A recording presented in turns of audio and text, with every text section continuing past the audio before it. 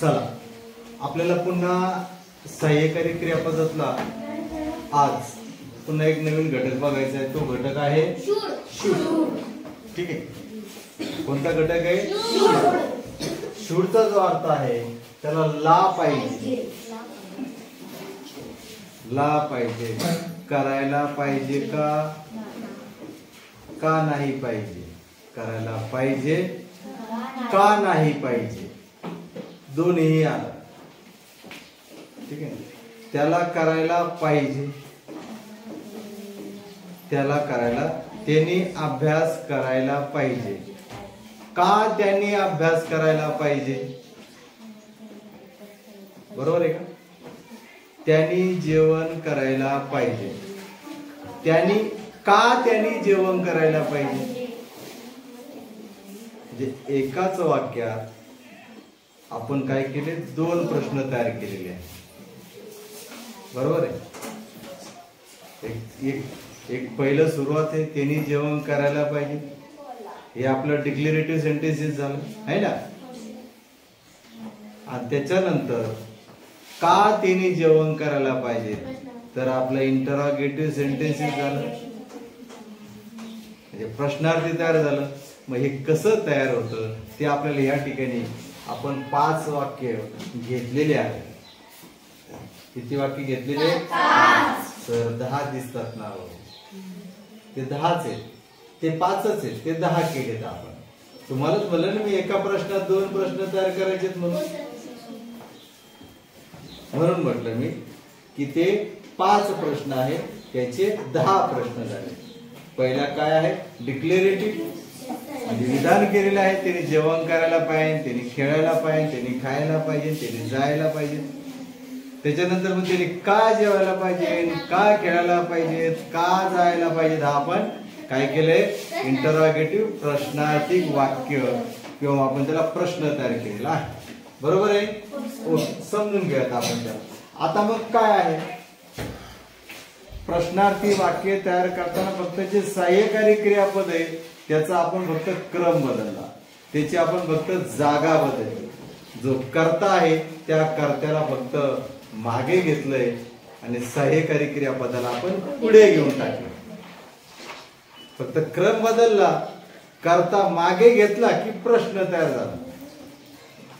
कर्ता मागे घेतला, कर्ता म्हणजे करणारे, I, we, he, she, it, they, you वगैरे हे जे काही कर्ते आहेत, बरोबर आहे, हे फक्त मागे घेतला की प्रश्न तयार झाला इंग्रजीमध्ये। ओके, बघा या ठिकाणी मग SHOUD शूड म्हणजे ला पाहिजे, म्हणजे करायला पाहिजे, जेवायला पाहिजे, जायला पाहिजे या अर्थाने।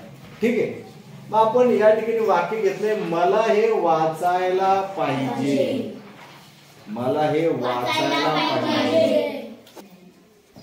चल मग या ठिकाणी आपण पहिलं वाक्य जे बघत होतो, मला हे वाचायला पाहिजे, ला पाहिजे। ठीक आहे, मग या ठिकाणी शूडचा अर्थ घेतला ला पाहिजे, वाचायला, शूड वाचणे तर रीड आहे।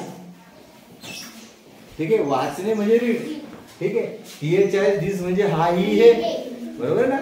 दिस म्हणजे हा ही, मला हे म्हणजे आय म्हणजे मी, म्हणजे मला स्वतः आपण ज्यावेळेस बोलतो त्यावेळेला आय वापरतो स्वतः। डिक्लेरेशन केलं आपण। मग आता आपल्याला इंट्रॉगेटिव्ह करायचंय, काय करायचंय? म्हणजे काय करायचंय?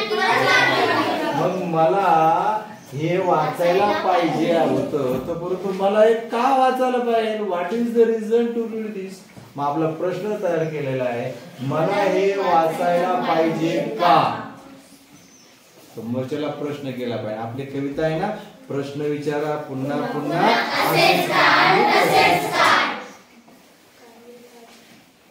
तुम्ही, you are a student, you have a question, anybody, anywhere, any time, तुम्हाला प्रश्न पडला पाहिजे, प्रश्नच पडला पाहिजे। ज्यांना प्रश्न पडतात त्या पडलेल्या प्रश्नाचे उत्तर सुद्धा ते शोधू शकतात आणि त्यांचे जीवन सुखी बनू शकते. म्हणून you have a question any time anywhere आणि आज क्वेश्चन तुम्ही प्रश्न विचारला पाहिजे. प्रश्न कसे पाहिजे? सकारात्मक पाहिजे, नकारात्मक निगेटिव्ह नको. ओके. तर मग मला हे वाचायला पाहिजे का? तर या ठिकाणी आपल्याला जे आहे इंटरॉगेटिव्ह आपण ज्यावेळेस वाक्य तयार करायचं आहे, आपल्याला प्रश्नार्थी वाक्य, हे प्रश्नार्थी चिन्ह आहे ना, आपल्याला प्रश्नार्थी चिन्ह तयार करायचं येतं. तर आपल्याला या ठिकाणी हा आय आहे, आपण शूडचा वापर करतोय, बरोबर आहे. बघा आता हा जर करता त्याच्यानंतर शूड होतं. हे जे काय होतं डिक्लेरेशन आहे, डिक्लेरेटिव्ह जे काही आपलं वाक्य होतं, या डिक्लेरेटिव्ह मध्ये साधं विधान आहे वाक्य. काय विधान आहे आपलं या ठिकाणी? मला हे वाचायला पाहिजे, मला वाचायला पाहिजे, मला जेवायला पाहिजे, मला खेळायला पाहिजे, मला जायला पाहिजे, मला राहायला पाहिजे. ओके. परंतु मला का वाचायला पाहिजे, मला का खेळायला पाहिजे, हे असं ज्यावेळेस प्रश्न आपण तयार करतो त्यावेळेस फक्त करता जो होता तो करता आपण इकडे घेतला आणि जे पाहिजे आहे, पाहिजेसाठी जे आपण शूड वापरलं ते सुरुवातीला घ्यायचं, ते आपण सुरुवातीला घेतलं. काय केलं आपण? ते सुरुवातीला. करता 2 नंबरला टाकायचं आहे आणि जे पाहिजे आहे ते पहिल्या नंबरला घेतलं की काय तयार होऊन जातंय? इंटरॉगेटिव्ह सेंटेन्सेस, म्हणजे कोणतं वाक्य? प्रश्नार्थी वाक्य तयार होतं. कळालं हे? चला आता पुढचे आपण वाक्य बघूया. 2 नंबरचं वाक्य आपलं झालं. आता 3 नंबरचं, मला हे लिहायला पाहिजे. I should. ओके. आता मला का मला लिहायला पाहिजे का? मग या ठिकाणी आपण काय केलं? शुड आय राईट दिस. मला लिहायला पाहिजे का? ठीक आहे. मला हे लिहायला पाहिजे का?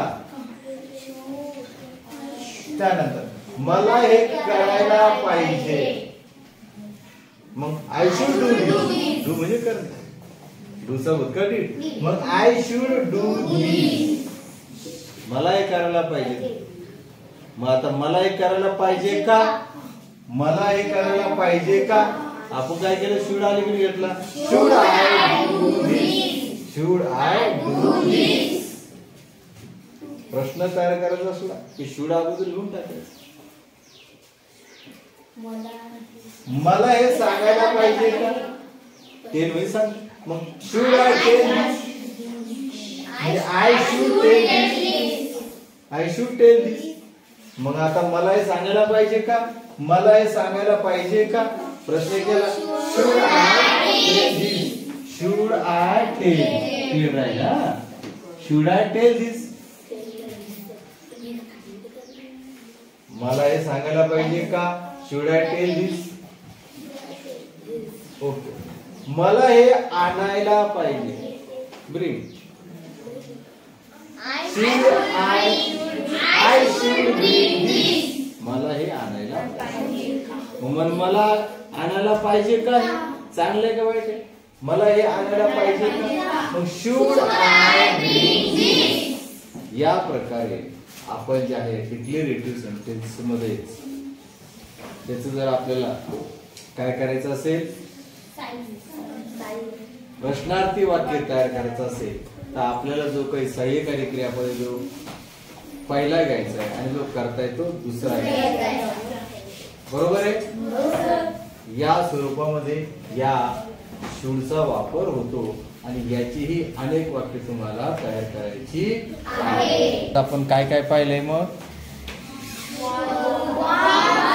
Was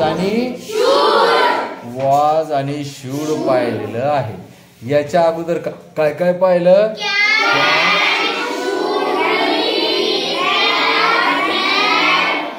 okay.